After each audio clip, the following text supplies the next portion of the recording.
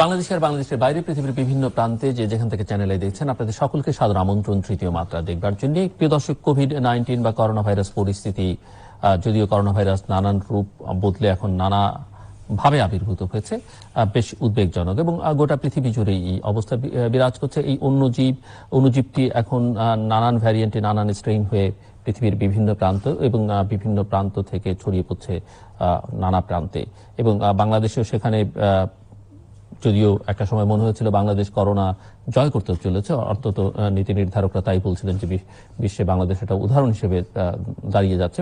কিন্তু পরিস্থিতি এখন এই জায়গায় যে যুক্তরাজ্য থেকে, ব্রাজিল থেকে, সাউথ আফ্রিকা থেকে নানান ভ্যারিয়েন্ট এসে বাংলাদেশ আনা দিয়েছে। বলা হচ্ছে যে 34 রকমের ভ্যারিয়েন্ট এখন করোনার, এবং তার মধ্যে বাংলা ভ্যারিয়েন্টও আছে, কোনো কোনো চিকিৎসক বলেছেন, যদিও এই বিষয়ে কোনো নিশ্চিত কথা আমি বলতে পারবো না। ইতিমধ্যেই সরকারের দিক থেকে লকডাউন ঘোষণা করা হয়েছে 7 দিনের জন্য, এবং পরিস্থিতি আসলে কোথায় যাবে, কোথায় গিয়ে দাঁড়াচ্ছে। হসপিটালগুলোর অবস্থা খুবই করুণ, কোনো সিট নেই, কোনো কেবিন নেই, আইসিইউতে কোনো সিট নেই, নানান সংকটের মধ্যে আছে পুরো স্বাস্থ্য ব্যবস্থায়। এই পরিস্থিতি কিভাবে সামাল দেওয়া যাবে, এর জন্য করণীয় কি এবং পৃথিবীর অন্যান্য দেশের পরিস্থিতি কি, সব মিলিয়ে আজকে আমরা তৃতীয় মাত্রায় কথা বলবার জন্য 3জন বিশিষ্ট অতিথি আমার সঙ্গে স্টুডিওতে, 2জন অতিথি স্টুডিওতে রয়েছেন। একজন ধানমন্ডির বাসা থেকে যুক্ত হচ্ছেন বঙ্গবন্ধু শেখ মুজিব মেডিকেল ইউনিভার্সিটির উপাচার্য শিক্ষা এবং রেসপিরেটরি মেডিসিনের প্রধান professor doctor A K Mosharraf Hossain. আমাদের সঙ্গে স্টুডিওতে রয়েছেন প্রফেসর ডক্টর সরদার নাইম, তিনি জাপান বাংলাদেশ ফ্রেন্ডশিপ হসপিটালের চেয়ারম্যান এবং একজন ল্যাপ্রোস্কোপি সার্জন, বাংলাদেশের লিডিং ল্যাপ্রোস্কোপি সার্জন। এবং আমার সঙ্গে স্টুডিওতে রয়েছেন প্রফেসর ডক্টর নিজামুল হক ভূঁইয়া, তিনি একজন জনস্বাস্থ্য বিশেষজ্ঞ এবং ঢাকা বিশ্ববিদ্যালয়ের পুষ্টি ও খাদ্য বিজ্ঞান ইনস্টিটিউটের অধ্যাপক, এবং সেই সঙ্গে ঢাকা বিশ্ববিদ্যালয়ের শিক্ষক সমিতি এবং বাংলাদেশ ফেডারেল ইউনিভার্সিটি অ্যাসোসিয়েশন, যে শিক্ষক সমিতি, ফেডারেল বিশ্ববিদ্যালয়ের শিক্ষক সমিতির সাধারণ সম্পাদক। স্বাগত আপনাদের 3জনকে তৃতীয় মাত্রায়। আমি একটু পরিস্থিতি সর্বশেষ professor doctor A K Mosharraf Hossain, আপনার কাছ থেকে শুনতে চাই যে পরিস্থিতিটা আসলে কিভাবে দেখছেন, কেমন দেখছেন আপনারা কোভিড পরিস্থিতি? ডক্টর মোশাররফ হোসেন। ধন্যবাদ আপনাকে। পরিস্থিতি তো একেবারেই পরিষ্কার যে আমাদের বাংলাদেশে এখন করোনা পরিস্থিতির যে বিষয়, যে করোনা হঠাৎ করে গত 1 মাসের মধ্যে প্রায় 6 গুণ করোনা শনাক্তের হার বৃদ্ধি পেয়েছে, পাশাপাশি আমাদের মৃত্যুর হারও বেড়ে যাচ্ছে এবং এটিকে আমরা দ্বিতীয় ঢেউ বলছি এবং পৃথিবীর কোথাও কোথাও তৃতীয় ঢেউ হচ্ছে। আমরা যদি সেই 100 বছর আগের তথাকথিত স্প্যানিশ ফ্লুর কথা ধরি, সেই স্প্যানিশ ফ্লুর স্থায়িত্বকাল ছিল 2 বছর এবং তখনও প্রায় 3টি ঢেউ হয়েছিল। তো আমরা সেই হিসাব করলে আমাদের এখন দেশে করোনা পরিস্থিতির অবস্থা আমি বলবো খুবই ভয়াবহ এবং প্রায় সবগুলো হাসপাতাল, বিশেষ করে রাজধানীর হাসপাতালে আমার মনে হয় করোনা রোগীদের জন্য আইসিইউ এবং সাধারণ বেডেরও কিন্তু অপ্রতুলতা রয়েছে এবং মানুষের মধ্যে আতঙ্ক তো রয়েছে, কিন্তু আশ্চর্যজনক ভাবে মানুষের মধ্যে স্বাস্থ্যবিধি মানার ব্যাপারে কিন্তু কিছু উদাসীনতাও পাশাপাশি লক্ষ্য করা যাচ্ছে। জি, ডক্টর সরদার নাইম, ধন্যবাদ। পরিস্থিতি কি মনে হচ্ছে, কোন দিকে এবং যে ভ্যারিয়েন্ট আসলে এটি মোকাবেলা করা, যদিও বলা হচ্ছে যে এটি আসলে বোঝাই যাচ্ছে না কোথায় নিয়ে যাবে। ধন্যবাদ জিল্লুর। অবশ্যই এই সময় সবচাইতে আলোচিত এবং ভয়াবহ রকমের আলোচিত বিষয় হলো গিয়ে কোভিডের এই দ্বিতীয় অথবা তৃতীয় ঢেউ। আমরা ঠিক এই মুহূর্তে বলা মুশকিল আমাদেরটা তৃতীয় ঢেউ কিনা, কারণ দ্বিতীয় ঢেউটা আমরা টেরই পাইনি যখন আমরা ভেবেছিলাম। যেটা আপনি প্রথমেই বললেন যে জানুয়ারি ফেব্রুয়ারিতে আমরা ধরেই নিয়েছিলাম কোভিড চলে গিয়েছে, আমরা নিজেদেরকে যথেষ্ট বাহবা দিচ্ছিলাম বিভিন্ন জায়গায়। ডেফিনেটলি সরকার এবং আমাদের সাধারণ মানুষ সবাই মিলে কোভিডকে প্রায় জয় করে ফেলেছিলাম। তো কিন্তু সেই অবস্থা থেকে হঠাৎ করে আচমকা ঝড়ের মতোই আবার মার্চের 12-13 তারিখে হঠাৎ করে রোগীর সংখ্যা বাড়তে শুরু করলো। আমি যদি ছোট্ট একটি স্ট্যাটিস্টিক্স দেই, যে রোগীর সংখ্যা বাড়ার সাথে সাথে ন্যাচারালি অ্যাডমিশন, যত কম পার্সেন্টেজই লাগুক না কেন অ্যাডমিশন, কিন্তু অ্যাডমিশনের ব্যাপারটা চলে আসে। তো আজকে আমি এই তৃতীয় মাত্রায় অনুষ্ঠানে আসার আগে আমি লাইব্রেরির কর্ণধার ডক্টর আবু মোহাম্মদ শামীম, যেখানে আমার এই ছোট ভাই মোশাররফ বাবুও প্র্যাকটিস করে, ওর সাথে আলাপ করছিলাম। বর্তমান আমাদের হাসপাতাল দুটোকে যদি আমরা কম্পেয়ার করি তাতেই আমরা দেখলাম যেখানে মার্চের প্রথম সপ্তাহে অলমোস্ট জিরোতে নেমে এসেছিল রোগীর সংখ্যা, সেখানে মার্চের 12-13 তারিখ থেকে এ পর্যন্ত প্রায় 80 জন ভর্তি হয়েছে 3 সপ্তাহে করোনা নিয়ে আমাদের জাপান বাংলাদেশ হাসপাতালে, এবং 200+ বা অ্যারাউন্ড 200 ভর্তি হয়েছে ল্যাবেডে। আমাদের কিন্তু বেড ছিল ল্যাবেডে অ্যারাউন্ড 60, আমাদের ছিল 20-25। তো এই 3 সপ্তাহের মধ্যেই আমাদের বেড বাড়াতে হলো, এবং বাড়িয়েও আমরা এই মুহূর্তে কিন্তু প্রায় জাপান বাংলাদেশ 40 বেড এবং ল্যাবে এটা প্রায় 60 বেড থেকে 80 বেড করেও এখনো পূর্ণ অবস্থাতেই আছে।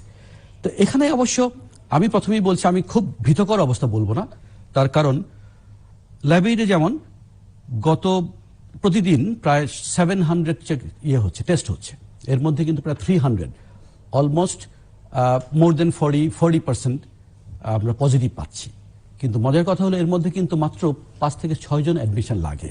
তার মানে কি বাকি প্রায় 96-7% কিন্তু আর অ্যাডমিশন লাগছে না। এটা একটা ভালো দিক। আরেকটি ভালো দিক হলো যাদের অ্যাডমিশন লাগছে তাদের আবার সবাইকে আইসিইউতে যেতে হচ্ছে না। সুতরাং আমরা ল্যাবের যে গত 3 সপ্তাহে 200 জন ভর্তি হয়েছে, এর মধ্যে মাত্র 14 জন মারা গিয়েছে। আমাদেরও প্রায় 80-90 জনের মতো ভর্তি হয়েছিল, এর মধ্যে মাত্র 7 জন মারা গেছে। তো মৃত্যুহার ভর্তি পেশেন্টের মধ্যে হয়তো অ্যারাউন্ড 5%-এর মতো, 5-7%। কিন্তু অ্যাজ এ হোল যদি বলি তাহলে পজিটিভ কেসের মধ্যে কিন্তু একেবারেই নগণ্য মৃত্যুর হার।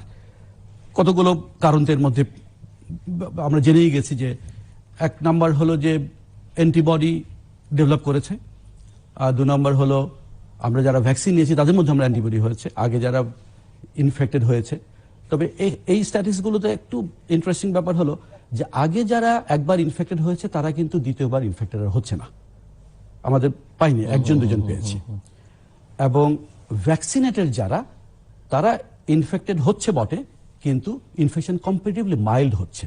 যদি আমরা বিভিন্ন ভ্যারিয়েন্টের কথা বলছি, আমি বলতে পারবো না এই মুহূর্তে সাউথ আফ্রিকান ভ্যারিয়েন্ট অথবা ব্রাজিল ভ্যারিয়েন্ট অথবা ইউকে ভ্যারিয়েন্ট আদৌ আমাদের এই অ্যাস্ট্রাজেনিকের বিরুদ্ধে কাজ করছে কিনা, কিন্তু আমাদের ফিলিংস যে যাদের অ্যান্টিবডি তৈরি হয়েছে 1 মাসের ঊর্ধ্বে যারা ভ্যাকসিন নিয়েছেন এবং তাদের মধ্যে কিন্তু ইনফেকশন হলেও অতটা সিরিয়াস আকারে যেতে দেখছি না। যদিও ভ্যাকসিনেটেড মারা গেছেন, আমাদের এখানে 1 জন ভ্যাকসিনেটেড মারা গেছে, ল্যাবেডে 1 জনও ভ্যাকসিনেটেড মারা যায় নাই, কিন্তু যিনি মারা গেছেন তার ভ্যাকসিনেশন অবশ্য হয়েছিল হয়তো ভ্যাকসিন নেওয়ার 7-10 দিনের মধ্যেই হয়তো উনি ইনফেক্টেড হয়েছেন, যথেষ্ট বয়স্ক পেশেন্ট, কোমরবিডিটি ছিল এবং মারা গেছেন। তো এই জন্য আমি বলবো যতটা ভয়াবহ আমরা মনে করি এটার বিরুদ্ধে যুদ্ধ করার মতো একটা ক্যাপাবিলিটি আমরা ডেভেলপ করছি স্লোলি, এবং আমার মনে হয় এই পরিস্থিতিতে অতটা ভীত না হয়ে এটাকে ফাইট করার পক্ষপাতী আমি, এবং ইনশাআল্লাহ আমরা এগিয়ে যেতে পারবো। আরো শুনবো আপনার কাছ থেকে প্রফেসর ডক্টর নিজামুল হক ভূঁইয়া, আপনি বাংলাদেশ বিশ্ববিদ্যালয় শিক্ষক সমিতি ফেডারেশনের সাধারণ সম্পাদক, ঢাকা বিশ্ববিদ্যালয় শিক্ষক সমিতি ফেডারেশনের সাধারণ সম্পাদক, শিক্ষকদের নেতা, এবং আমি আমরা নানান মাধ্যমে দেখেছি যে ভ্যাকসিন যখন আসলো ঢাকা বিশ্ববিদ্যালয়ের শিক্ষকদের টিকা দেবার ক্ষেত্রে আপনি একজন অগ্রণী ভূমিকা পালন করেছেন। এমনিতে বিশ্ববিদ্যালয়ের পরিস্থিতি কি আসলে, কোভিড পরিস্থিতি একটু? ধন্যবাদ জিলুর ভাই, ধন্যবাদ আমার 2 জন সহ আলোচক সর্দার নাইম এবং বঙ্গবন্ধু বিশ্ববিদ্যালয়ের ডক্টর মোশাররফ সাহেবকে, এবং আমাদের আজকের 3য় মাত্রায় চ্যানেল আইতে যত দর্শক আছে সবাইকে অভিনন্দন জানাচ্ছি। আসলে আমরা ঢাকা বিশ্ববিদ্যালয়ের কথা আপনি বললেন, সারা বিশ্বের যে করোনা পরিস্থিতি, ঢাকা বিশ্ববিদ্যালয়ের থেকে কি আর ব্যতিক্রম কোনো ঘটনা তো নয়। আমরা যে জিনিসটা বলবো সেটা হলো ঢাকা বিশ্ববিদ্যালয়ে আমাদের বেশ কিছু শিক্ষক আক্রান্ত হচ্ছে। এমনকি আমাদের যে সর্দার নাইম ভাই যেটা বলেছেন যে ভ্যাকসিন যারা নিয়েছে তারাও আক্রান্ত হয়েছে, ওদের সংখ্যা খুবই কম। আমাদের 2-3 জন শিক্ষক ভ্যাকসিন নেওয়ার পর, বিশেষ করে ঢাকা বিশ্ববিদ্যালয়ের উপাচার্য ডক্টর ইয়াসাম মাকসুদ কামাল, উনি ভ্যাকসিন নেওয়ার 21 দিন পরে আক্রান্ত হয়েছেন, এমনকি উনি এখন সুস্থ হয়েছেন। পাশাপাশি ফার্স্ট ডোজ নেওয়ার পর, এমনকি আমাদের ডক্টর গোলাম রাব্বানী, আমাদের বিশ্ববিদ্যালয়ের প্রক্টর, উনি স্টিল হসপিটালে অবস্থান করছেন, উনিও কিন্তু ভ্যাকসিন নিয়েছেন।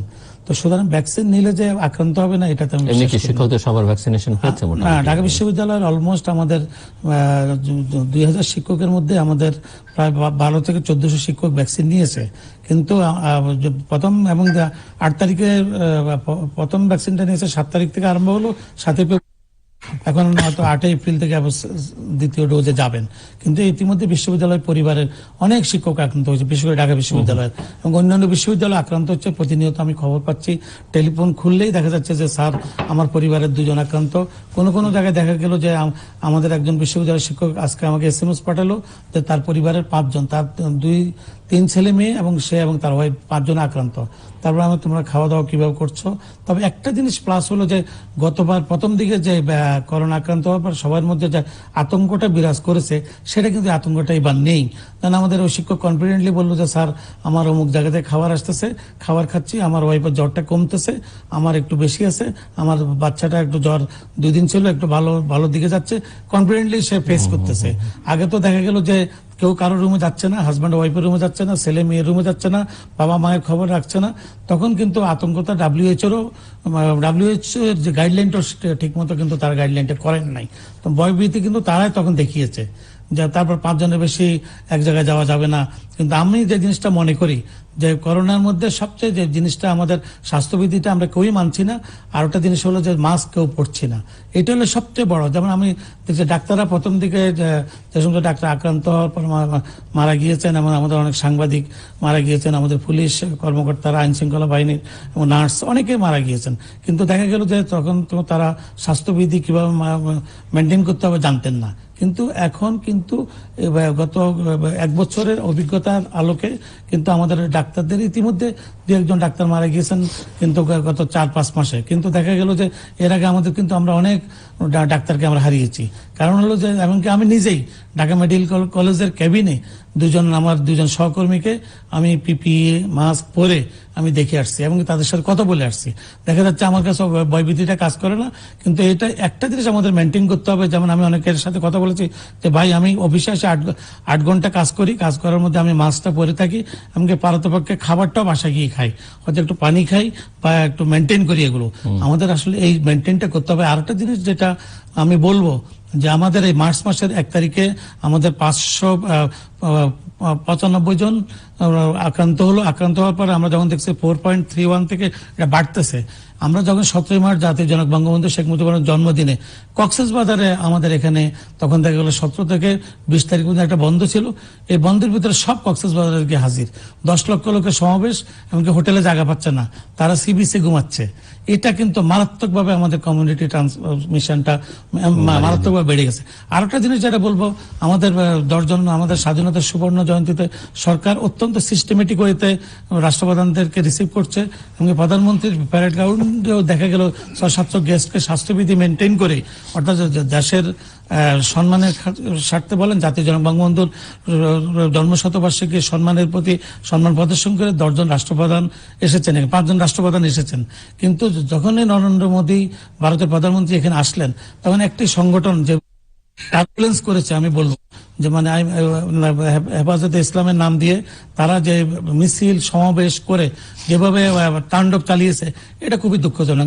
এটার কারণে কিন্তু এই সংক্রমণটা এটাও কিন্তু অনেকাংশে একটা আমি মনে করবো দায়ী। এমনকি আপনার গত শুক্রবারে, এই যে আজকে তো শনিবার, গতকালকেও তারা দেখা গেল যে বিশাল মিছিল করেছে। তো এই মিছিলটা করছে কারণ 2-1 জনের মুখে হঠাৎ মাস্ক দেখা যাচ্ছে। এই মিছিলটা তো তাদের করা উচিত না, এবং তাকে বাধা দিতে গেলে আইন শৃঙ্খলা বাহিনীকে বলবে যে লাঠি পেটা করেছে, টিয়ার গ্যাস মেরেছে। আসলে তো আমাদের তো আমরা একটা মারাত্মক একটা মহামারীর মধ্যে আমরা যাচ্ছি, এবং শুধু বাংলাদেশ না, সারা বিশ্ব। আজকে আপনি দেখেন আমরা ব্রাজিল আমাদের থেকে অনেক উন্নত, এবং ব্রাজিলে 22 কোটি লোক, আমাদের 17 কোটি লোক। ব্রাজিলে 3 থেকে 3,500, 4,000, 5,000 লোক মারা যাচ্ছে, 3 লক্ষের উপর তাদের লোক মৃত্যুবরণ করেছে। ইতিমধ্যে তাদের 3 জন স্বাস্থ্যমন্ত্রী পদত্যাগ করেছে, মানে মেনটেন করতে পারছে না। তো তারা তো আমাদের থেকে অনেক উন্নত, এবং তাদের স্বাস্থ্য ব্যবস্থা আমাদের থেকে অনেক ভালো। সে সেন্সে আমাদের সর্দার নাইম ভাই যে জিনিসটা বললো যে আমাদের মৃত্যুর হার অনেক কম, আমাদের কনফিডেন্স আছে, আমার মনে হয় আমরা জয়লাভ করতে পারবো। তবে আমাদের স্বাস্থ্যবিধি, মাস্ক যদি আমরা মেনটেন না করি, আর ভ্যাকসিনটা কিন্তু আমাদেরকে প্রথম মানুষের যে ভ্যাকসিনের প্রতি যে অনীহা, সেটা আমার মনে হয় ভ্যাকসিন সবাইকে নিতে হবে। একটা পর্যায়ে আমার মনে হয় বিশ্ব স্বাস্থ্য সংস্থা উদ্যোগ নিবে, এবং তারা এখন বলা বলে আরম্ভ করেছে যে ভ্যাকসিন, আমার মনে হয় ভ্যাকসিন ছাড়া মনে হয় এই পেতে হবে সবাইকে ভ্যাকসিন পেতে হবে। তো মানে ভ্যাকসিন অ্যাভেলেবল হলে না, ভ্যাকসিনের জন্য সেক্ষেত্রে আমি মনে করি যে শুধু আমাদের, যেমন আমাদের বাংলাদেশের একটি কোম্পানি গ্লোব করে নাই, এরকম গ্লোব বায়োটেক ছাড়াও আমাদের ইনসেপ্টা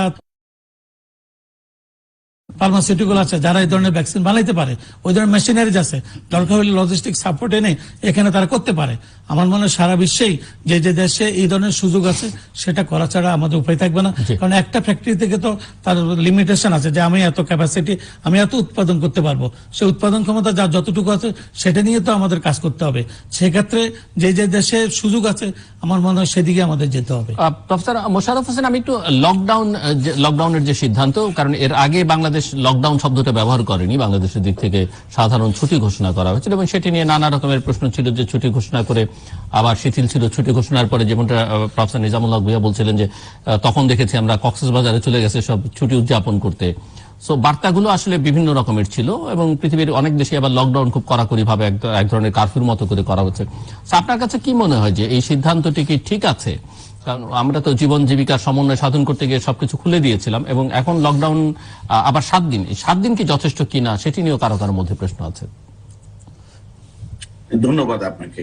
লকডাউন একটি সীমিত সময়ের জন্য দেওয়া হয়েছে, সেটি হচ্ছে 7 দিন। এর আগে লকডাউন শব্দটি ব্যবহার হয়নি, কিন্তু লকডাউনের আদলেই আমরা সাধারণ ছুটি ঘোষণা করেছি। আমরা বাই দিস টাইম যেটি বললেন আমাদের প্রফেসর সর্দার এবং নিজাম সাহেব, সেটি হচ্ছে যে প্রথম দিকে আমাদের মধ্যে কিন্তু অনেক আতঙ্ক ছিল। কোনো বাড়িতে যদি কারো করোনা হতো মনে হতো যে তাকে ডেথ সার্টিফিকেট দেওয়া হলো এবং তাদেরকে আমরা একেবারে কুষ্ঠ রোগীর মতো যতটা যার পর নাই একেবারে আলাদা করে দিতাম। তো সেই বিষয়গুলো থেকে কিন্তু আমাদের মধ্যে সচেতনতা, এই রোগ নিয়ে ভীতি, জনসচেতনতা অনেক ইমপ্রুভ করেছে এবং এই কারণে আমি বলবো যে লকডাউন শব্দটা হয়তো সরকার ব্যবহার করেছে। আমি সরকার এবং সংশ্লিষ্ট মহলকে আমি ধন্যবাদ জানাই যে এই লকডাউন যেটি দেওয়া হয়েছে এটি অত্যন্ত সময় উপযোগী। এবং একটি বিষয় আপনাকে আমি বলবো, সেটি হচ্ছে লকডাউন করি আর যাই করি, আমরা পাবলিক হেলথ মেজার্সে যে 3টি বিষয়, সেটি হচ্ছে যে মাস্ক পরা, ঘন ঘন হাত ধোয়া অথবা স্যানিটাইজ করা এবং নাকে মুখে চোখে হাত না দেয়া এবং সোশ্যাল ডিস্টেন্সিং করা, এই 3-4টি বিষয় আমরা লকডাউন থাকুক বা না থাকুক আমাদের প্রাত্যহিক জীবনের লাইফস্টাইলের যেন অন্তর্ভুক্ত হয়। আরেকটি বিষয় এখানে অ্যাড করতে চাই আমি, এখন দেখা যাচ্ছে আমার পূর্ববর্তী যিনি প্রফেসর সর্দার বললেন যে ভ্যাকসিনেটেড হলে সেই রোগী সিরিয়াস নাও হতে পারে, এতে একটু দ্বিমত আছে। দ্বিমতটা হচ্ছে এরকম যে আপনারা এখন জানেন যে আমাদের সারা পৃথিবী জুড়ে যেই 3টি স্ট্রেইন আছে, নতুন যেই ভেরিয়েন্ট এসছে, যে ইউকে ভেরিয়েন্ট, ব্রাজিলিয়ান ভেরিয়েন্ট এবং আফ্রিকান ভেরিয়েন্ট, এই 3টি ভেরিয়েন্ট কন্টাজিয়াস, অনেক বেশি ছোঁয়াছে, তার মধ্যে ইউকেটা অনেক বেশি লেথাল। একটি বিষয়ে আমি যেহেতু এই রোগী ডিল করছি এবং দেখছি যে আমাদের মধ্যে অনেক রোগীর এখন যেগুলো হচ্ছে সেই রোগীগুলো দেখা যাচ্ছে খুব দ্রুত কিন্তু লাং ইনভলভমেন্ট হয়ে যাচ্ছে, সিমটম হয়তো কম থাকছে। তারপর ধরুন আগে দেখেছি যে জ্বরের মাত্রা খুব বেশি হতো না বা দীর্ঘদিন থাকতো না, এখন কিন্তু রোগীদের ক্ষেত্রে দেখা যায় যে জ্বরের মাত্রা অনেক দীর্ঘ সময় থাকছে। কাজেই আমি বলবো যে এই লক্ষণগুলো ইউকে ভেরিয়েন্টের মধ্যে বেশি দেখা যায়। এবং আপনি হয়তো জানেন যে জানুয়ারি মাসে কিন্তু 6টা রোগীর মধ্যে ইউকে ভেরিয়েন্ট পাওয়া গিয়েছিল এবং এরপরে এগুলো নিয়ে আর খুব বিশদ গবেষণা হয়নি। কেন হয়নি আমি ঠিক বলতে পারবো না, তবে আমার মনে হয় যে আমাদের দেশে এই 3টি ভেরিয়েন্টের আমি বলবো একটি প্রাদুর্ভাব ঘটেছে, এটি একটি কারণ। আর আরেকটি হচ্ছে যে উদাসীনতা তো রয়েই আছে পাবলিক হেলথ মেজার্সে। এই প্রসঙ্গে একটি বিষয় আমি জোর দিয়ে বলতে চাই যে আজকে অনেক ভ্যাকসিনেটেড যেই আমরা দেখছি যে তাদের হয়েছে এই আবার করোনা, এর মানে এটা ভ্যাকসিনেশন ফেইলিউরের জন্য হচ্ছে না। ভ্যাকসিন নেয়ার পরে অন্তত 14 দিন প্রথম ডোজ নেয়ার পরে আপনার মধ্যে কোনো অ্যান্টিবডি আসবে না এবং দ্বিতীয় ডোজ নেয়ার পরে পুরোপুরি মাত্রায় আপনার অ্যান্টিবডিটা আসবে এবং আপনাকে প্রোটেকশন দেবে। সেটাও বোধহয় 21 দিনের মতো সময় লাগবে না? 21 দিন পরে প্রথম ডোজ নেয়ার পরে অন্তত পক্ষে 14 দিন মিনিমাম, এবং দ্বিতীয় ডোজ নেওয়ার পরেও অন্তত পক্ষে 14 দিন পুরো মাত্রায় আপনি প্রোটেকশন পাবেন। এবং এই প্রোটেকশন পাবেন কত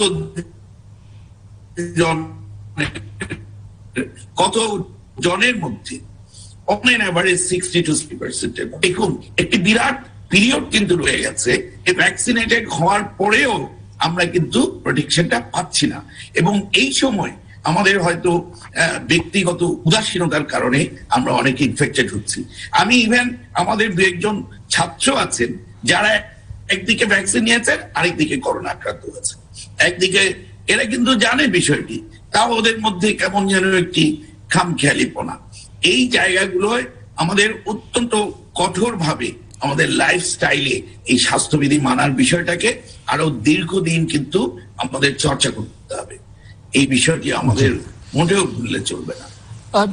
ডক্টর সরদার নাইম, একটু হসপিটালগুলোর চিত্র আমি একটু বুঝতে চাই। যে সাধারণভাবে আমরা দেখছি যে প্রচুর রোগী চারপাশে, আগে আসলে এতটা মনে হয়নি, এবং এখন হসপিটালগুলোতে সেই অর্থে সিট ওয়ার্ডে নেই, কেবিন নেই, আইসিইউ সিট খালি নেই। তো পরিস্থিতিটা আসলে খুব একটা স্বস্তিকর সুখকর নয়। সেই অর্থে ধন্যবাদ জলিল। সেই অর্থে যদি বলি সত্যি, কারণ আমাদের জনসংখ্যার তুলনায়, এবং স্পেশালি আপনার কাছ থেকে শুনতে চাইবো আমি যে প্রাইভেট হসপিটালগুলো আসলে কি অবস্থা। আমি যেটা বলছিলাম, আমাদের তো বিশাল জনগোষ্ঠী, এই জনগোষ্ঠী কিন্তু একটা ছোট্ট পার্সেন্টেজ ইনফেক্টেড হলেও এটা হিউজ। এবং সেই হিসেবে সেই ইনফেক্টেড পার্সনদের যদি 2%ও অ্যাডমিশন চায়, তাহলে কিন্তু আমাদের দেশের সেই সম্ভাবনা নাই বা উপায় নাই হাসপাতালগুলো সেটা দেওয়া। আপনি জানেন যে প্রাইভেট সেক্টর প্রায় 2/3 স্বাস্থ্যসেবা দেয় এদেশে। আমরা যার প্রতিনিধিত্ব করি এক অর্থে। কিছুদিন আগে আমাদের মন্ত্রী মহোদয় এবং প্রিন্সিপাল সেক্রেটারি সাহেব এবং স্বাস্থ্য সচিব এবং উচ্চ পদস্থ যারা আছেন সরকারি কর্মকর্তা এই হেলথ বিষয়ে, এবং আমাদের প্রধানমন্ত্রীর নিশ্চয়ই অবগত আছেন এই ব্যাপারে, ওনারা কিন্তু আমাদের প্রাইভেট সেক্টরের হাসপাতালগুলোর মালিকদের সাথে বসেছিলেন জুম মিটিংয়ে, দুটো মিটিং করে ওনারা আমাদেরকে রিকোয়েস্ট করেছেন যে আমাদের বর্তমান যা ক্যাপাসিটি আছে, আমাদের সোফার প্রাইভেট সেক্টরে ঢাকা শহরের কথা যদি বলি, অ্যারাউন্ড 1,500 থেকে 2,000-এর মতো বেড ছিল, which is not at all sufficient. সরকারি ইনক্লুডিং কেবিনস, এটা হলো কি প্রাইভেট সেক্টরের কথা বলছি, কেবিন সহ। তো এই অবস্থাতে যখন আপনার মনে আছে কিনা, প্রথম ওয়েভের সময় যখন শুরু হলো, ঠিক গত বছর এই সময়টাতে কিন্তু আমাদেরকে চিৎকার করে বলতে হয়েছিল যে আপনারা প্রাইভেট সেক্টরকে ইনভলভ করেন। তখন কিন্তু সরকার আমাদেরকে ইনভলভ করে নাই, এমনকি আমাদেরকে টেস্ট করার সুযোগ দেওয়া হয়েছিল না। কিন্তু এবার আমি বলবো সরকারের প্রাইভেট সেক্টরের ব্যাপারে তারা ভীষণ পজিটিভ, এবং ওনারা কিন্তু মিটিংয়ে আমাদেরকে রিকোয়েস্ট করেছেন যে আপনাদের যদি সম্ভব হয় আপনারা কোভিড বেড বাড়ান। এবং আপনারা খুশি হবেন জেনে যে আমরা কিন্তু এই মুহূর্তে, আজকে আমি আবারও বলছিলাম যে ল্যাবের কর্ণধার শামীমের সাথে আলাপ করেছি, আমি শুনলাম যে প্রাইভেট সেক্টরের হসপিটালগুলো প্রায় 2,000 বেড থেকে তারা 5,000 বেড করে ফেলবে in a week or another 10 days। তো এটা একটা বিরাট ভালো দিক। তো আমরা যেমন জাপান বাংলাদেশে ডাবল করেছি, কিন্তু ভর্তি হয়ে যাচ্ছে, এখন আমরা ভর্তি করতে পারছি না। আজকে যদি আপনি বিভিন্ন নিউজ পোর্টাল দেখেন বা টিভি নিউজ দেখেন, তা দেখবেন কুর্মিটোলা এবং কুয়েত মৈত্রী, মুগদা, এই হাসপাতালগুলোতে কিন্তু বেড তো নাই, এমনকি করিডোরে বসে বসে অক্সিজেন দেওয়া হচ্ছে। আপনারা জানেন যে ইতিমধ্যে সবাই জেনে গেছি আমরা যে কোভিড চিকিৎসায় কিন্তু হসপিটালাইজেশন যাদের লাগে তাদের কিন্তু শুধু অক্সিজেনই বেশি লাগে। এটার যা বেসিক চিকিৎসা সেটা কিন্তু ডাক্তারদের হাতে হাতে চলে এসছে, এবং কোভিড চিকিৎসা দেওয়ার মতো একটা ভালো গ্রুপ তৈরি হয়ে গিয়েছে, যে জিনিসটা প্রথমে ছিল না। এখনকার যে ডাক্তাররা কোভিড চিকিৎসা দিচ্ছে তারা কিন্তু অলরেডি ইজ ভেরি এক্সপার্ট। এবং প্রাইভেট সেক্টরের কথা যদি বলেন, যেমন আমার হাসপাতালেই আপনার প্রায় 6টি টিম, 6 জন কনসালটেন্ট বিভিন্নভাবে আপনার কয়েকদিন পর পর তারা ভাগ করে নিয়ে চিকিৎসা দিচ্ছেন। এখন কিন্তু ডাক্তাররা পালিয়ে যায় নাই। প্রথমবার সরকারের ডিসিশন, প্রাইভেট সেক্টরের একটা ইনডিসিশনের মধ্যে আমরা ছিলাম কিভাবে করা উচিত আমরা জানতাম না, but now we are equipped with experience and knowledge. আমরা জানি how to deal with this patient.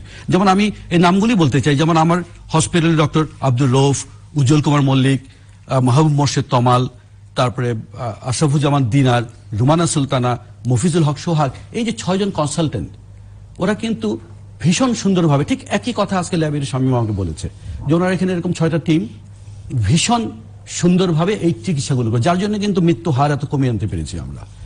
যেটা মোশাররফ বললো, আগে একজনের করোনা হলেই মনে হতো যেন তাকে আমরা ডেথ সার্টিফিকেট দিয়ে দিলাম, তাকে আর বাঁচানো যাবে না, সে তো মরবেই, সারা দুনিয়ার আশেপাশের সবাইকে নিয়ে মরবে। আসলে সেই অবস্থাটা এখন নাই, সেই অবস্থা থেকে আমরা বেরিয়ে এসেছি এবং এই প্রাইভেট সেক্টর অনেকটাই অবদান রেখেছে এবং আমি বিশ্বাস করি আরো সময়ে আগামী দিনগুলোতে প্রাইভেট সেক্টর, বিশেষ করে যদি ভ্যাকসিনের ব্যাপারেও যদি প্রাইভেট সেক্টরকে ইনভলভ করা যেত। জেলুর এই ব্যাপারটা আমি সিরিয়াসলি বলতে চাই। আমরা প্রথম ডোজ নিয়েছি 2 মাসের মাথায়, এখন সেকেন্ড ডোজ নিতে যাব। আমি আপনাদেরকে বলি যে অন্যান্য অনেক ডিজিজের মতো একটা পর্যায়ে আসবে যখন কোভিডের জন্য আমাদের বুস্টার ডোজ লাগতে পারে। আমি এখনো জানি না, আমরা তো কোভিড সম্বন্ধে অনেক কিছুই জানি না, কিন্তু এই সবগুলো ডোজই যদি আমাদের সরকারকেই আনতে হয়, সরকারকেই দিতে হয়, অন্য কোন ডিজিজের জন্য শুধু সরকার এটা করছেন না, তাহলে এই কোভিডের জন্য শুধু সরকারের মাধ্যমে আসতে হবে কেন?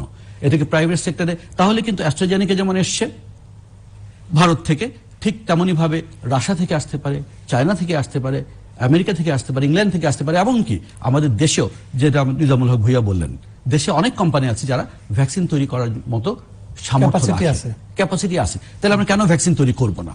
কারণ ভ্যাকসিন ছাড়া আমাদের উপায় নেই। আমাদেরকে কিন্তু বসবাস করতে হবে এই কোভিডের সাথেই অন্তত পক্ষে আরো 1 থেকে 2 বছর, সব মিলে 3-4 বছর আমাদের বসবাস করতে হতে পারে। এবং এরপরে কোভিড রিলেটেড প্যান্ডেমিক বিভিন্ন রকম ভাবে স্ট্রেইন চেঞ্জ করে, ভ্যারিয়েন্ট চেঞ্জ করে আমাদেরকে সাফার করাতে পারে। আমি এখানে একটু আপনাকে ইন্টারাপ্ট করব, সেটা হলো যে আপনাদের স্বাস্থ্য মন্ত্রণালয় এবং স্বাস্থ্য অধিদপ্তর দুটার কি প্রয়োজন আছে? কারণ আমরা যখন ঢাকা বিশ্ববিদ্যালয়ে আমরা কোভিড এর টেস্ট করব, তখন আমরা অধিদপ্তরকে ফোন করলে অধিদপ্তর বলে মন্ত্রণালয়কে ফোন করেন, মন্ত্রণালয় বলে অধিদপ্তরকে ফোন করেন। এই যে জিনিসটা, এটা আমার মনে হয় যে এটা বোধহয় ঠিক হচ্ছে না। আমাদের এখানে একটা সমন্বয়ের অভাব, দায়িত্ব বোঝা যায় না। এখন সেই ব্যাপারটা নিয়ে আমি কথা বলবো না, এটা পলিসির ব্যাপার। কিন্তু আমরা দেখেছি যে সমন্বয়হীনতা প্রথম দিকে আসলে অনেক ভুগিয়েছে, কিন্তু আলহামদুলিল্লাহ এবার কিন্তু আমি সত্যি গভর্নমেন্টকে এবং গভর্নমেন্টের সর্বোচ্চ পদে যিনি আছেন আমাদের মাননীয় প্রধানমন্ত্রী, তাকে ধন্যবাদ জানাই সেই জন্য যে উনি কিন্তু পার্সোনালি এই কোভিড মোকাবেলাকে মানে নিজের একটা এজেন্ডা হিসেবে নিয়েছেন। এবং আমাদের মন্ত্রী মহোদয় এবং বর্তমানে যারা আছেন, ডিজি সাহেব আমার বন্ধু, তারা কিন্তু সত্যি যেভাবে দেখছেন ব্যাপারটা, আমরা আশা করি প্রাইভেট সেক্টর এবং গভর্নমেন্ট সেক্টর একসাথে কাজ করে। আমি কিন্তু এখানে হেলথ সার্ভিসে কখনো কোনো সেক্টরকে আলাদা করে দেখি না। এরা সবাই, প্রাইভেট হসপিটালগুলো শুধু ব্যবসা প্রতিষ্ঠান না, এরাও কিন্তু সেবাদানকারী প্রতিষ্ঠান। তবে একটা জিনিস মনে রাখতে হবে, আপনি হয়তো আবার পরে প্রশ্ন করবেন, এরা কিন্তু আবার চ্যারিটিও না, আমরা তো চ্যারিটি করতে পারি না। সুতরাং আমাদের বেসিক নিড যেটা, সেটা থাকবেই। আমাদের হসপিটালগুলো চালানোর মতো ক্ষমতা যদি আমাদেরকে দেওয়া হয়, তাহলে নিশ্চয়ই private sector will do much better. Doctor Nizamul Haque Bhuiyan, একটু ভিন্ন, আপনি চিকিৎসক নন, বাট আপনি খাদ্য পুষ্টি এইসব বিষয় নিয়ে কাজ করেন এবং শিক্ষকতা করেন। কোভিডের যে ট্রিটমেন্ট প্রোটোকল যেটি, মানে আপনার কাছে মানে নানা রকমের কথা, এক চিকিৎসক হয়তো এক রকমের পরামর্শ দিচ্ছেন, অন্য চিকিৎসক আরেক রকমের পরামর্শ দিচ্ছেন। কালকেই তো আমি শুনেছি আইভারমেট্রিন খেলেই আপনার কোভিড হবে না নিশ্চিত, বা হলে আপনি আইভারমেট্রিন খান, আরো কিছু খান, ঠিক হয়ে যাবে। আবার অন্য চিকিৎসক হয়তো বলছেন এটা প্রমাণিত সত্য না। সো কেউ মনে করেন যে হসপিটালে গেলেই সব ভালো হয়ে যাবে, আবার কেউ মনে করছেন যে না, আসলে এই যে একটু আগে ডক্টর নাইম যেটা বললেন যে হসপিটাল বড়জোর আপনাকে অক্সিজেন দিতে পারবে, আর হয়তো একটু সর্বক্ষণ পর্যবেক্ষণে রাখতে পারবে, বা কোনো আমাদের আসলে আপনার কি ধারণা, এটা খাবেন ওটা খাবেন, নানান জন তো নানান খাবার দাবার নিয়েও পরামর্শ দিচ্ছে। না, খাবার দাবারের ক্ষেত্রে আমি বলবো যে নর্মালি একটা লোক যেটা খেতে পারবে সে সেটাই খাবে। এর মধ্যে আমাদের ব্যালেন্স ডায়েটটা সবার লাগবে, কার্বোহাইড্রেট থাকবে, প্রোটিন থাকবে, ভিটামিন থাকবে, মিনারেলস থাকবে। আমাদের দেশে পর্যাপ্ত পরিমাণ খাবার আছে। যেমন গতবার কোভিডের সময় দেখা গেল যে হঠাৎ করে বন্ধ হয়ে যাওয়ার পরে দিয়ে কেউ দুধ রাস্তায় ঢেলে দিচ্ছে, ডিম ফেলে দিচ্ছে, কিন্তু পরবর্তী পর্যায়ে সরকার সুন্দরভাবে সেটা মেনটেন করেছে। কিছুদিন পরে কিন্তু আর সে সমস্যাটা হয় নাই। তবে এবার যে লকডাউনটা হলো, আমি মনে করি যে এই সমন্বয়হীনতা যেন এবার না হয়। প্রথম থেকেই যেখানে যেখানে যে খাদ্য যেখানে যেখানে পৌঁছানো দরকার, সেটা মার্কেটগুলোতে যেন সাপ্লাই দেওয়া হয় ঠিক মতে। কারণ আমাদের এখানে ডিম, দুধ, মাছ, মাংস এটা আমাদের দেশে খুবই অ্যাভেলেবেল, এমনকি মোটামুটিভাবে আমরা এই খাবারগুলো, প্রোটিন জাতীয় খাবার, তারপর আমাদের প্রচুর ফ্রুটস, ফল যেমন আমাদের পেয়ারা পাওয়া যায় অ্যাভেলেবেল, আনারস পাওয়া যায় অ্যাভেলেবেল, কাঁঠালের সিজন আসতেছে সামনে, আমের সিজন আসতেছে। তারপর আমাদের বাজারে আমরা যে সমস্ত তরিতরকারি ভেজিটেবল আমাদের অ্যাভেলেবেল এখন, যেমন আমাদের গাজরে বিটা ক্যারোটিন থাকে, আমাদের টমেটোতে বিটা ক্যারোটিন থাকে, লেবুতে ভিটামিন সি থাকে, আমাদের পেয়ারাতে ভিটামিন সি থাকে, আনারসে ভিটামিন সি থাকে। এই ধরনের খাবারগুলো আমাদের খেতে হবে। এগুলো খেলে আমাদের যে ইমিউনিটিটা ডেভেলপ করবে। তারপর ডিম খেতে পারবো, দৈনিক 2টা করে ডিম। যেমন এক সময় বলা হতো যে ডিম সিদ্ধ করে খেতে হবে, এটা ঠিক না। ডিম আপনি যেভাবে খান, যে ফরম্যাটে খান, মানে কাঁচা ডিম খেলে মনে হয় করোনা হয়ে যাবে, এ ধরনের একটা মিশ্র ধারণা ছিল। যেমন ডাক্তাররা বলছে, আপনি যেটা একটু আগে বললেন স্কাবো খাওয়ার ব্যাপারে, আমি মনে করি যে ডাক্তাররা কিন্তু এখন পর্যন্ত কোনো ডাক্তারই সঠিকভাবে বলতে পারছে না কোন ওষুধ খেলে কোনটা হবে। একমাত্র শুধু ব্লাড থিনারটা, যেমন ব্লাডটাকে আমাদের ক্লোটিং করে ফেলে, সেক্ষেত্রে ব্লাড থিনার, আবার দেখা যাচ্ছে ব্লাড থিনারের কারণে আমাদের একজন সচিব মৃত্যুবরণ করেছে। এটা বলা হচ্ছে যে তার ব্লাড থিনারটা এত বেশি হয়ে গেল, আমাদের মহসিন, আমাদের প্রতিরক্ষা মন্ত্রণালয়ের সচিব, আমাদের বন্ধু, তো সে মৃত্যুবরণ করেছে, যে আমাদের ডক্টর কামাল আব্দুল নাসেরের ছোট ভাই। তো সেক্ষেত্রে দেখা গেল যে অতিরিক্ত ব্লাড থিনার কারণে তার মৃত্যুটা হয়েছে। আসলে ওই আমাদের স্বাস্থ্যসম্মত ভাবে আমরা যে খাবারগুলো যদি আমরা মেনটেন করতে পারি, আমার মনে হয় যে ইমিউনিটি অনেক ডেভেলপ করবে। আর বিশেষ করে ভিটামিন ডি, যেমন ডিমের মধ্যে ভিটামিন ডি পাচ্ছেন, ই পাচ্ছেন, প্রত্যেকটা খাবারেই আপনি কোনো না কোনো কিছু পাচ্ছেন। আর আমাদের দেশে খাবার অ্যাভেলেবল। আমরা বলবো যে সরকার যেন আমরা আজকে মৎস্য উৎপাদনে পৃথিবীতে আমরা সেকেন্ড, থার্ড, ভেজিটেবল উৎপাদনে সেকেন্ড, থার্ড, তারপরে আমাদের প্রতিটা ক্ষেত্রে, এবং আমাদের পুষ্টিকর খাবারগুলো হচ্ছে। আমি গতকালকে একটা দীপ্ত টিভির কৃষি পদক একটা অনুষ্ঠানে একজন কৃষকের পদক দিয়েছি। আমার 2জন মন্ত্রী ছিল, আমাদের খাদ্যমন্ত্রী ছিল, আমাদের কৃষিমন্ত্রী ডক্টর আব্দুল রাজ্জাক সাহেব ছিল, আমাদের মৎস্য পশুপালন মন্ত্রী সমর রেজাউল করিম সাহেব ছিল। আমরা দেখেছি যে সেখানে যে আমাদের খাবারগুলো, আমাদের ধান থেকে শুরু করে পটেটো থেকে শুরু করে প্রতিটা জায়গায় কিন্তু আমাদের এখন পুষ্টিকর খাবার উৎপাদন হচ্ছে। এটা আমাদের জন্য খুব আশার আলো। কিন্তু আমাদের সরকার খুব ভালোভাবে উদ্যোগ নিচ্ছে। যেমন আজকে ভ্যাকসিনের কথাই বলেন, আজকে বাংলাদেশে যেভাবে আমাদের মাননীয় প্রধানমন্ত্রীর নেতৃত্বে ভ্যাকসিন এসেছে, বিনা পয়সা আমরা ভ্যাকসিন পাচ্ছি। পৃথিবীর 138টা দেশ এখনো ভ্যাকসিন পায় নাই। কানাডার মতো দেশে আমাদের আত্মীয় স্বজনরা কানাডাতে থাকে, তারা বলছে আমরা যে ভ্যাকসিন কবে পাবো জানি না, আমাদের 60 বছরের উপরের লোকদেরকে ভ্যাকসিন দিচ্ছে। আমেরিকা থেকে আমাদের ফাইজারের ভ্যাকসিন আসার কথা, আমরা ফাইজারের ভ্যাকসিন পাচ্ছি না। তো সেক্ষেত্রে বলবো যে আমাদের সরকার, আমার মাননীয় প্রধানমন্ত্রীর নেতৃত্বে আমাদের যে টোটাল যে টিমটা, ওনার যে টিমটি যে কাজটি করেছে স্বাস্থ্য মন্ত্রণালয়, তাদেরকেও ধন্যবাদ দেবো যে আমাদের মানুষ অন্তত 65 লক্ষ লোক ইতিমধ্যে ভ্যাকসিন পেয়ে গেছে, এমনকি সামনে পর্যায়ক্রমে আরো পাবে। সরকার উদ্যোগ নিচ্ছে। হ্যাঁ, আমাদের উচিত ছিল যে আরো কতগুলো পদক্ষেপ নেওয়া, যেমন রাশিয়ার স্পুটনিক ভ্যাকসিন, মডার্নার ভ্যাকসিন, তারপরে ইন্ডিয়া তো বোধহয় 2-3টি ভ্যাকসিন বের করেছে। তো সেক্ষেত্রে আমরা মনে করি সেদিকেও আমাদের লক্ষ্য রাখা উচিত। আর করোনার ব্যাপারে শুধু বাংলাদেশ না, পৃথিবীর কোনো দেশেই সামাল দিতে পারছে না। ব্রাজিলের পাশে আজকে পেরু, আজকে পাশে চিলি, তারা তাদের বর্ডার বন্ধ করে দিয়েছে, সেখানে সংক্রমণ বেড়ে যাচ্ছে। ইন্ডিয়াতে আমরা দেখলাম যে ইন্ডিয়াতে 2 দিন আগে আমরা নির্বাচন দেখেছি, কারো মুখে মাস্ক নাই। এখন আমরা শুধু আমাদের দোষ শুধু আমাদের দিকে দেখাচ্ছি, যে আঙ্গুল আমাদের দিকে তাকাচ্ছি, যে আমাদের এখানে কিছু ঠিক নাই। কিছু লোকজন আছে টেলিভিশন আসলে কেবল সরকারের সমালোচনা। সরকার তো আমাদের, আমরা কোনো না কোনো ভাবে সরকারের সাথে ইনভলভ। তো সেইগুলো আমার মনে হয় সেই সমালোচনা না করে আমরা ঐক্যবদ্ধভাবে কিভাবে এটা মোকাবিলা করতে পারি সাহসিকতার সাথে, সেটাও করব। খাদ্যবিধি, স্বাস্থ্যবিধি এবং মাস্ক আমাদের পরতেই হবে। আমরা মাস্ক পরতে পারি, এটা হলো যে ছায়া ভ্যাকসিনের কাজ করে থাকে। N95 মাস্ক আমরা পরতে বলি কেন? যে 95 আপনাকে প্রিভেন্ট করছে। আমার মনে হয় মাস্ক পরে যদি আমরা এবং সামাজিক দূরত্বগুলো মেনটেন করে আমরা এটাকে খুবই সুন্দরভাবে কন্ট্রোল করে নিয়ে আসতে পারবো। আর 7 দিন যে লকডাউনটা করেছে, সেই লকডাউনও আমরা মনে করি যে কমিউনিটি ট্রান্সমিশনটা অনেক কমে যাবে। আমরা যদি 7 দিন সুন্দরভাবে মেনটেন করতে পারি, আমার মনে হয় যে আমাদের করোনার সংক্রমণের হারটা কমে আসবে। আর এখনকার সংক্রমণটা কিন্তু খুব দ্রুত চড়ায়। আগে তো গতবারের যে ভ্যারিয়েন্টটা ছিল, হয়তো দেখা যাচ্ছে আপনাকে যিনি ট্রিটমেন্ট করছে তার হচ্ছে না, আপনার পাশে যিনি ছিলেন উনার হচ্ছে না।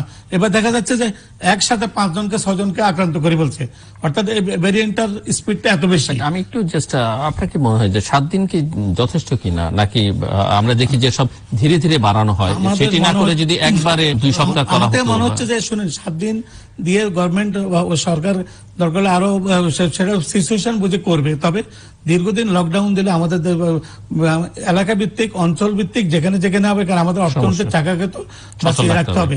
17 কোটি দেশের লোক, তাই না? সরকারকে তো সেটা মেনটেন করতে হবে। তো আমাদের অর্থনীতির চাকাকে বন্ধ করে লকডাউন দিয়ে আমরা খাওয়াবো কোত্থেকে? আমাদের তো সেই সিস্টেম নেই। কারণ আমরা গত কিছুদিন থেকেই আমরা গত 2-3 মাসে যে কাজটি করেছি, বিয়ের অনুষ্ঠান 1000 লোক, 500 লোক, 2000 লোক, মনে হচ্ছে আমরা কেউ কিছু মানছি না, সব আগের মতো আমরা স্বাভাবিক অবস্থায় নিয়ে গেছি। সেটাই আমাদের সবচেয়ে বড় ভুল হয়েছে। প্রফেসর মোশাররফ হোসেন একটু আমাদেরকে বলবেন যে এই যে চিকিৎসা নিয়ে, মানে প্রিভেনশনের কথা বলি, আর প্রিভেনশন তো আপনি 4টে খুবই গুরুত্বপূর্ণ বিষয়ের কথা বলেছেন, ডক্টর নিজামুল হক ভুইয়াও বললেন, কিন্তু আমি একটু শুনতে চাই যে আসলে চিকিৎসা কি। মানে মাস্ক তো পরার জন্য এখন আর ডক্টরের পরামর্শ দরকার হয় না, সাধারণভাবে সবাই জানে যে মাস্ক পরতে হবে, পরি আর না পরি, হাত ধোয়া এটা আমরা সবাই জানি, দূরত্ব থাকতে হবে সেটাও আমরা কম বেশি সবাই জানি।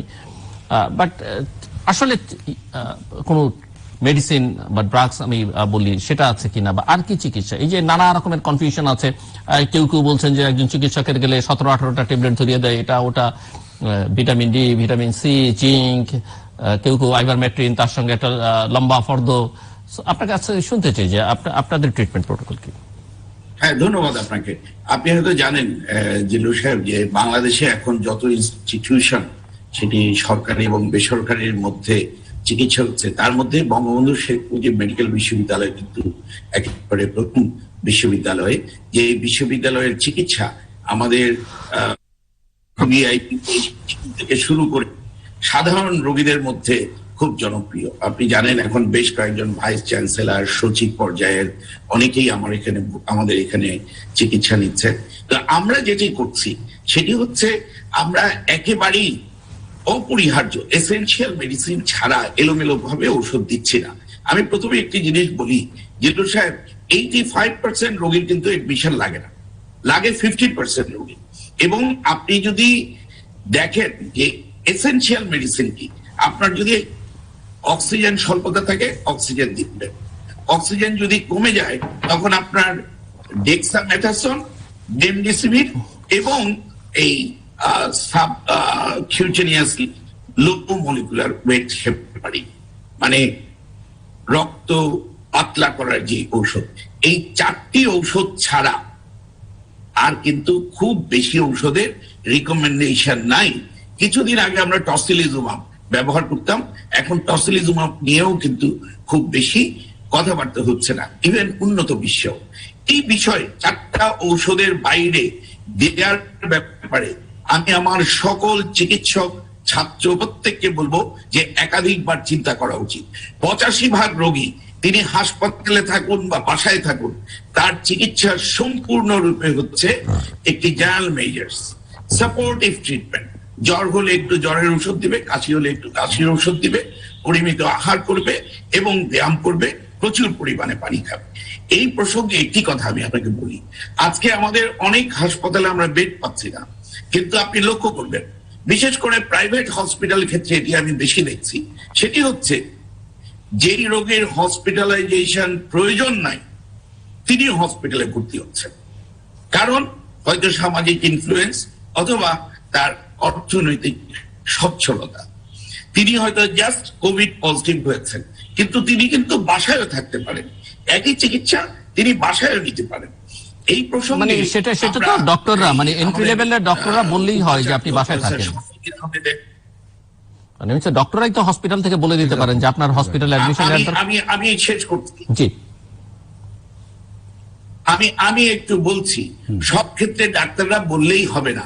আপনার মধ্যে যদি আতঙ্ক থাকে, আপনি যদি বাসায় একা থাকেন, আপনাকে যদি বাসায় টেক কেয়ার করা না থাকে কেউ, তখন কিন্তু আপনার একটা হসপিটালাইজেশন বা তার আদলে যেটি আমরা করছি, আজকে আমরা বঙ্গবন্ধু শেখ মুজিব মেডিকেল বিশ্ববিদ্যালয়ে করোনা টাস্ক ফোর্সের মিটিং করেছি এবং সেখানে আপনারা জানেন যে আমাদের হসপিটালের অপোজিটে যে বেতার বাংলা, সেটিও কিন্তু বেতার ভবনটা আমাদের বঙ্গবন্ধুর জায়গা, সেখানে আমরা বিএসএমইউ ফিল্ড হসপিটাল করছি। আপনি জানেন এই ধরনের মহামারীতে ফিল্ড হসপিটাল একটি গুরুত্বপূর্ণ, আমি বলবো যে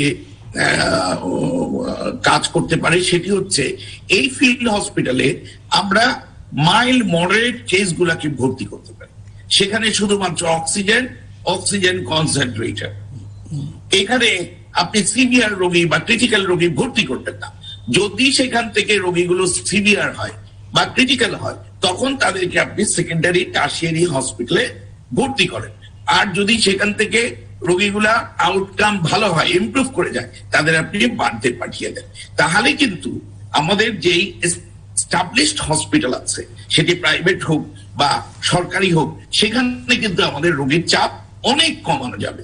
তো আমি জানি এই বিষয়ে, আমি একটি বিষয় জানি যে আমাদের দেশে প্রথম কিন্তু ফিল্ড হসপিটাল শুরু হয় চিটংয়ে।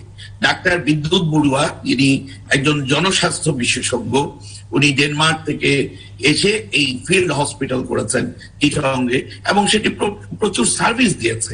সেই আদলে অনেক জায়গায় ফিল্ড হসপিটাল তৈরি হয়েছে, এবং আমি বলবো এই সময় যেটি বসুন্ধরা গ্রুপ একবার শুরু করেছিল, যাই না সেটি কি পর্যায়ে, এরকম অসংখ্য ফিল্ড হসপিটাল কিন্তু হওয়া উচিত।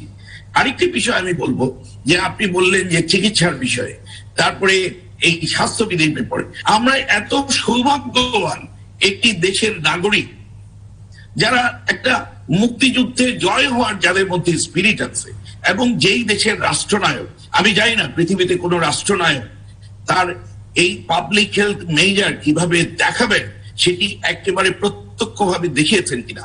আমি দেখেছি আমার মাননীয় প্রধানমন্ত্রী কাশির শিষ্টাচার আপনি কিভাবে করবেন, যে আপনি যদি মাস্ক ব্যবহার করেন, যদি মাস্ক না থাকে, আপনি যদি লোকালয়ে থাকেন, আপনি যদি কাশি নেন, হাতটা কোনটা বাঁকা করে কিভাবে আপনি আপনার চারিপাশের লোককে সহায়তা করবেন যেন তারা ইনফেক্টেড না হয়। এই যে স্পিরিট, এই স্পিরিট গুলো কিন্তু আমাদের মধ্যে অনেক জনসচেতনতা, অনেক ভয়ভীতি কমিয়ে দিয়েছে। এবং আমি একটি বিষয় আপনার মাধ্যমে মিডিয়াকে, সমস্ত মিডিয়া সকলকে বলতে চাই যে এই করোনা একটি সংক্রামক ব্যাধি, এবং এই ধরনের সংক্রামক ব্যাধি আমাদের এই করোনা গেলে আরো আসতে পারে। এবং সংক্রামক ব্যাধিতে আমাদের প্রধান যে বিষয়টি, সেটি হচ্ছে যে আমাদেরকে খুব বেশি সচেতন হতে হবে, নিজের, পরিবারের, সমাজের এবং রাষ্ট্রের জন্য সমস্ত স্বাস্থ্যবিধিগুলো খুব ভালোভাবে মানতে হবে। শুধু ভয় পেয়ে একেবারে ভীত হয়ে গেলে বা কোনো কারণে এই সবকিছু সমাজ থেকে বিচ্ছিন্ন হয়ে গেলে, অথবা আমি বলবো এই যে লকডাউন, শুধু লকডাউনই কিন্তু সমস্যার সমাধান না।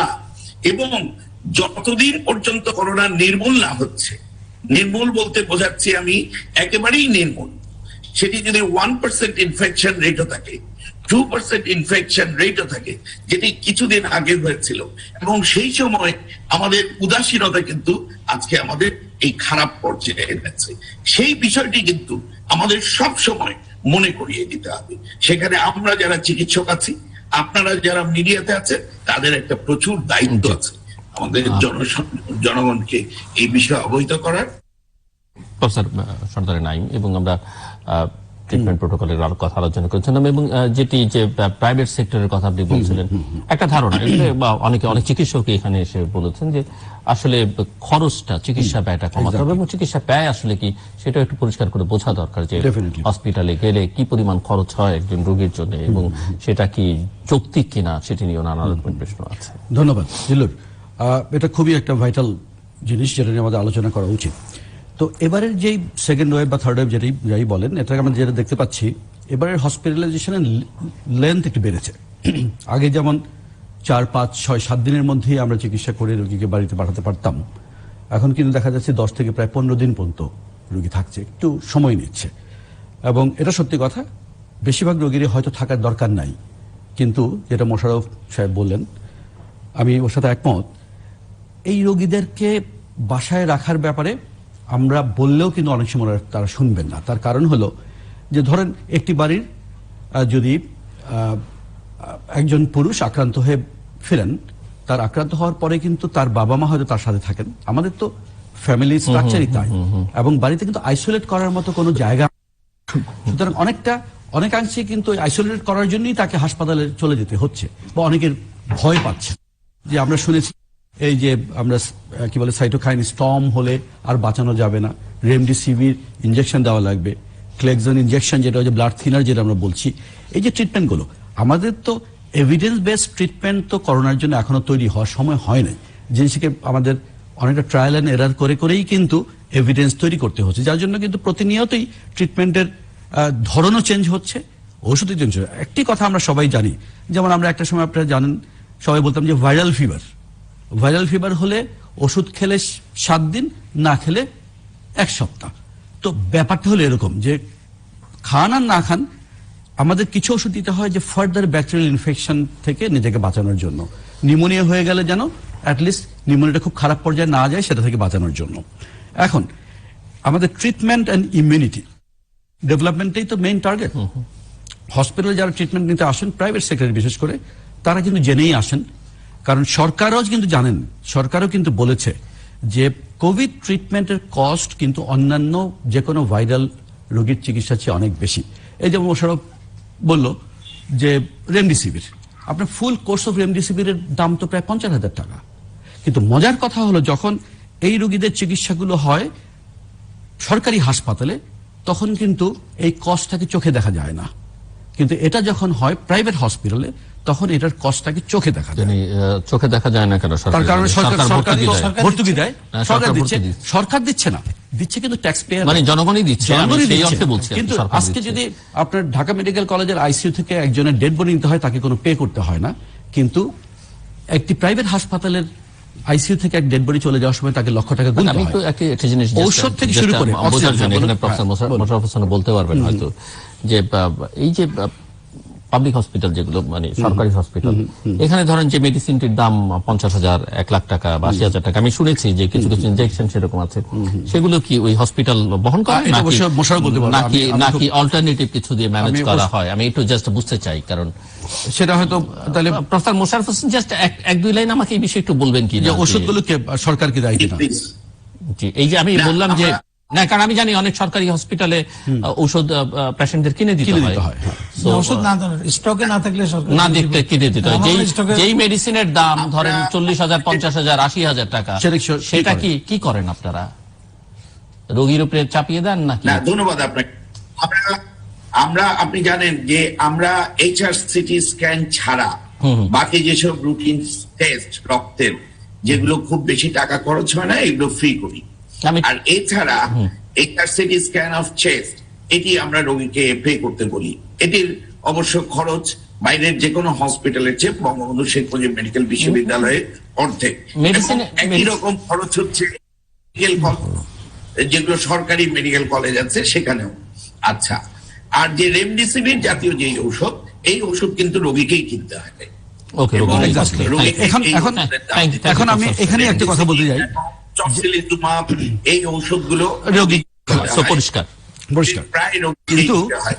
কিন্তু আমি একটি বিষয় এই প্রসঙ্গে বলবোই, এটি কিন্তু আমাদের মধ্যে প্রায়ই আলোচনা হয় যে আমাদের বেসরকারি পর্যায়ে যে খরচটা অনেক বেশি।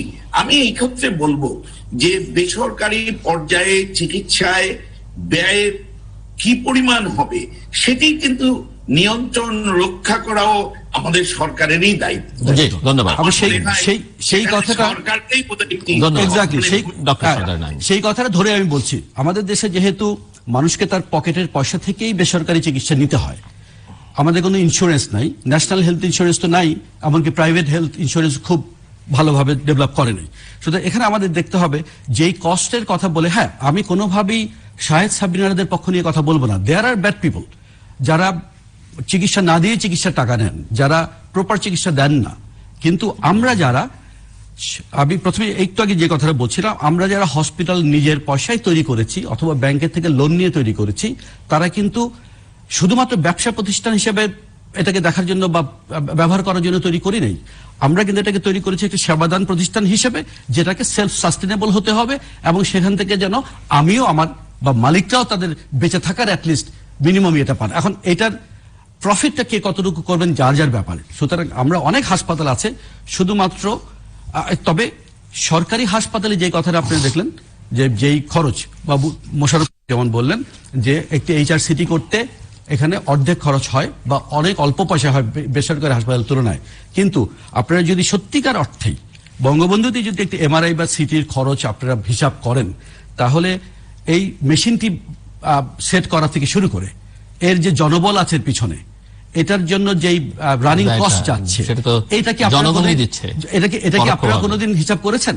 সুতরাং এই মুহূর্তে শুধু টেস্টের জন্য হয়তো ফিল্ম বা ইত্যাদির কারণে একটা টাকা নেওয়া হয়, যেটা হয়তো সরকার ডিসাইড করেছে নেওয়ার কথা, কিন্তু আমরা যখন নিব টাকাটা অটোমেটিক্যালি তার চেয়ে বেশি হবে। এই মেশিনটা যে কোটি টাকা দিয়ে কেনা হয়েছে, এই টাকার রিটার্ন না আসলে নিঃসন্দেহে। ব্যাংকেই আপনি দিবেন কিভাবে? নিঃসন্দেহে। এখানে আমাদের প্রশ্নটা সেখানে হলো যে শুধুমাত্র প্রাইভেট হসপিটালগুলোকে ব্যবসায়ী প্রতিষ্ঠান হিসেবে না দেখে সেবাদানকারী প্রতিষ্ঠান হিসেবে দেখেন, এবং সরকার কিন্তু দেখতে শুরু করেছে, সরকার জানে। কারণ আমি আরটিপিসিআর টেস্টের কথাই বলি, সরকার যখন বলেছিল এই 5,000 টাকার নিচে এটা করা সম্ভব না, তখন প্রাইভেট সেক্টর 3,000 টাকার বেশি কেন নেয় সেসব নিয়ে কথা উঠেছিল। এনিওয়ে, আমি ওই কথায় যাব না। আমি যেটা বলতে চাই যে প্রাইভেট হাসপাতালের চিকিৎসা ব্যয় অতিরিক্ত অবশ্যই হওয়া উচিত নয়।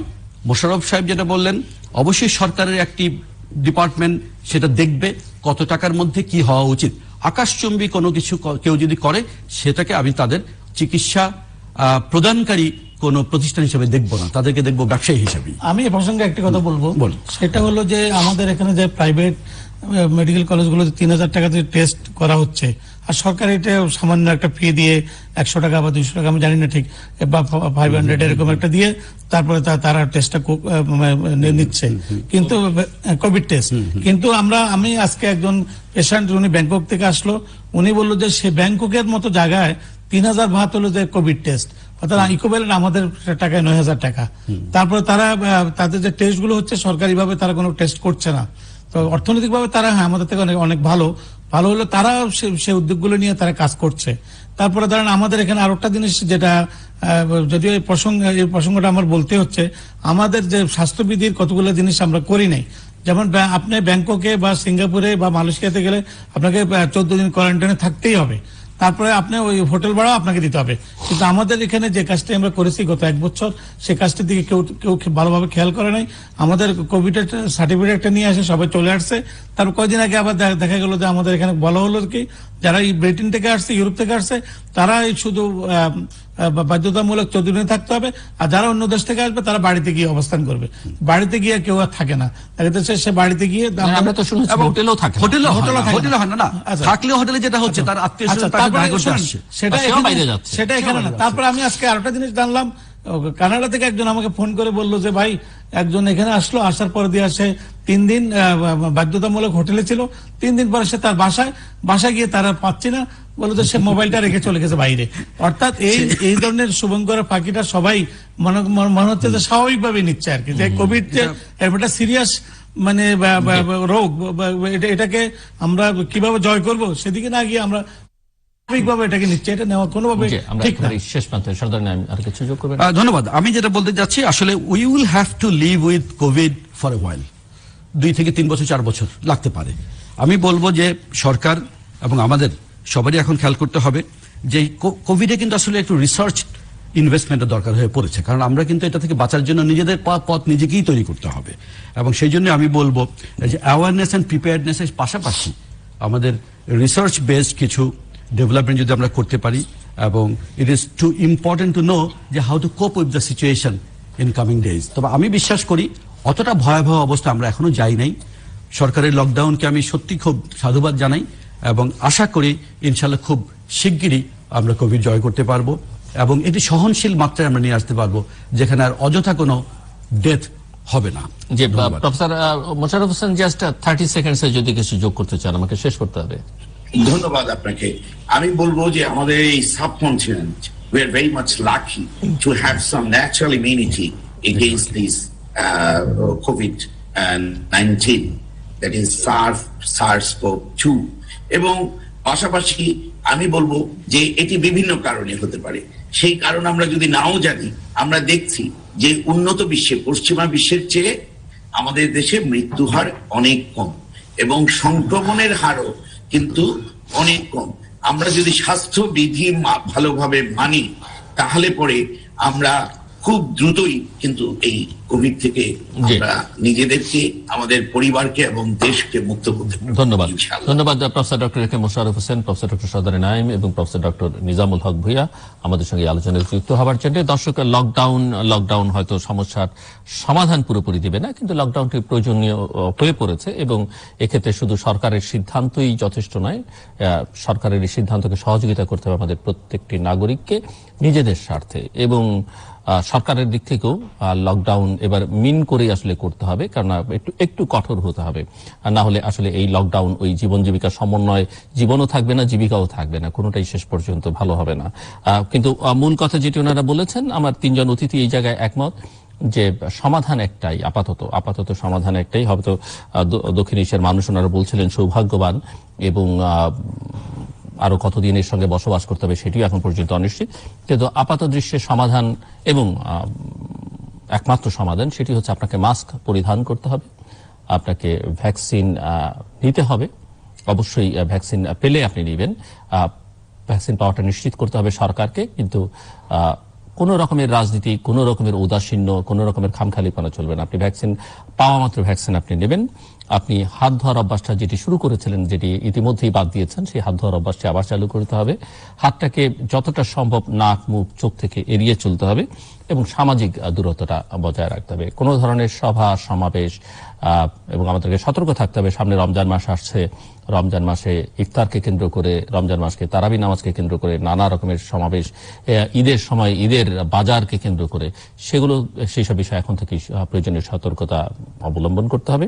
এবং এর আসলে কোনো বিকল্প নেই, এবং কেউই আসলে বলতে পারবেন না, যত বিশেষজ্ঞ চিকিৎসকই হন না কেন, জনস্বাস্থ্য বিশেষজ্ঞই হন না কেন, বা রাষ্ট্রপ্রধান, সরকার প্রধানই হন না কেন, এই কোভিড আসলে কোথায় পৃথিবীকে নিয়ে যাবে বা আমাদেরকে কোথায় নিয়ে, কেউ নিশ্চিত করে এখন পর্যন্ত বলতে পারছে না।